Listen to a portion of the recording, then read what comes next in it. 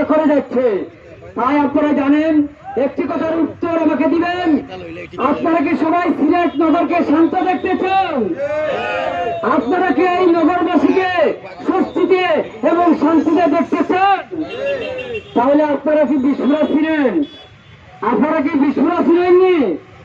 ও সিলেটের ভাই হল, যদি আপনারা বিস্ফোরা ছিলেন, এই বিস্ফোরা আমাদের জন্য কৃত্রিম পর্যায়ে তৈরি করে দেওয়া হয়েছে।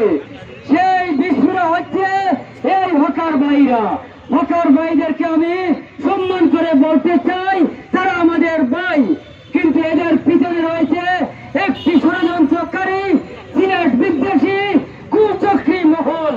সেই কুচক্রী মহলরাই এই সিলেট নগরবাসীকে অশান্তি করার জন্য একটি ট্যাগ দিয়েছে। সেই ট্যাগের নাম হচ্ছে সিলেটের হকার শ্রমিক, হকার এই দোকানদার ভাইয়েরা। এই হকারদেরকে দিয়ে এই সিলেট নগরবাসীকে অশান্ত করার পায়তারায় লিপ্ত রয়েছে। তাই আমি বেশি লম্বা কথা না বলে এখানেই শেষ করতে চাই। সংগ্রামী সিলেটবাসী, আপনারা জেগে উঠুন।